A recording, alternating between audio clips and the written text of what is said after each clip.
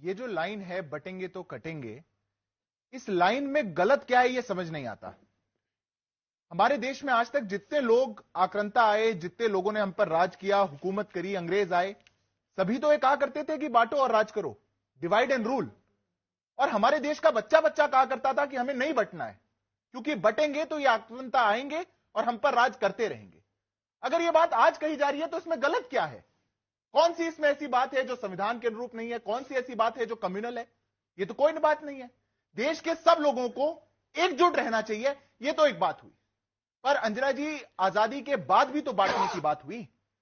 बांटने का प्रयास तो किया ही गया। पहले आक्रांता करते रहे और बाद में जो काले अंग्रेज आए वो करते रहे। देश में संविधान में तो सेक्युलर लिख दिया और फिर खड़े होकर के कह दिया कि संसाधनों पर पहला अधिकार एक पर्टिकुलरली द मुस्लिम्स का है। प्रधानमंत्री ने कहा। राम को तो काल्पनिक बता दिया और फिर कोर्ट के ऊपर जनेऊ पहन लिया। कहीं जाकर के चुनाव तो लड़ेंगे उत्तर प्रदेश से, पर जब केरल में जाएंगे तो कहेंगे कि मेरे को उत्तर की राजनीति करने में घुटन महसूस होती है। यात्रा तो निकालेंगे भारत जोड़ो यात्रा, पर केरल के अंदर तिरंगा हटा देंगे क्योंकि मुस्लिम लीग का विरोध है। यह बांटने का प्रयास नहीं है तो क्या है? अगर कास्ट सेंसस के नाम पर मात्र हिंदुओं की जाति पूछी जाती है, वो बांटने का प्रयास नहीं है तो क्या है? क्यों नहीं आज तक किसी ने भी विपक्ष से इस बात को उठाया कि 20-25 परिवार हैं जो इस देश में पूरी वक्फ की प्रॉपर्टी को कंट्रोल करते हैं? क्यों नहीं बोला? क्यों नहीं बोला आज तक कि 15% मुसलमानों में 15% ही वो जाति है जिसने आज तक इस देश में पॉलिटिकल रिप्रेजेंटेशन का 85% को पकड़ा हुआ है? वहां कभी नहीं बोलेंगे।